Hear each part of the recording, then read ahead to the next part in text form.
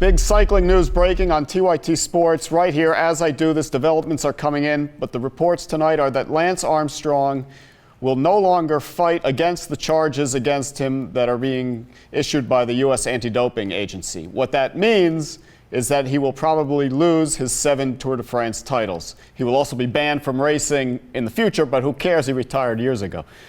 This is huge news. He's been fighting these charges, these allegations for years and years, his entire career and his entire retirement. He's won all these cases. As he will himself claim, he's never tested positive either on his A sample or his B sample, although the agencies actually dispute that. They claim that there were positive tests and that they were covered up.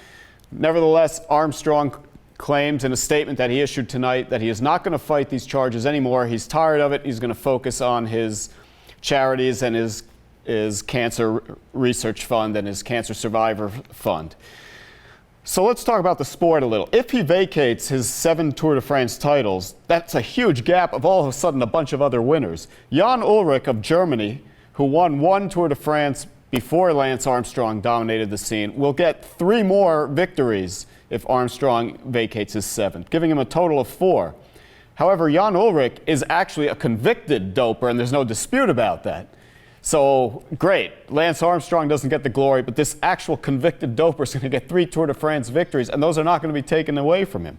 So that's not cool. That's the type of thing that Lance Armstrong gets bothered by. He thinks they're really out to get him specifically and not all the riders. Another German, Andreas Klöden, will be awarded the 2004 Tour de France. I'm happy about this. I've always liked how Andreas Klöden rides, so good for him.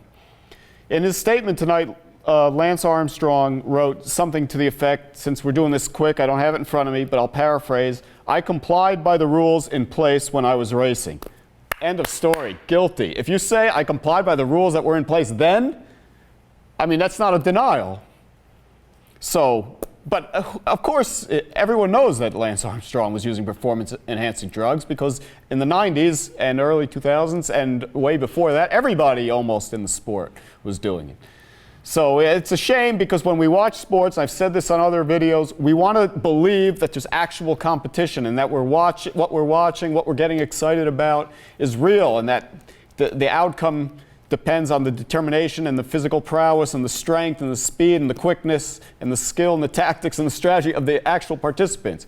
But sadly enough, in cycling for too long, it depended on how good their doctors and their chemists were.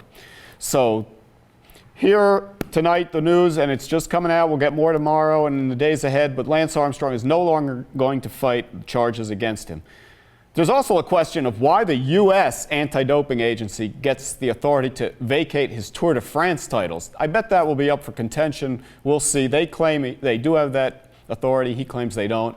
In my opinion, and I'm doing this video, why would any U.S. agency get to strip him of a title in France? Doesn't make any sense. Nevertheless, that's the news for tonight. It's a sad news for sport, in my opinion. Stay tuned to TYT Sports for more updates on this cycling development. Follow me at Dave Kohler, and please subscribe to this channel. It helps us all out.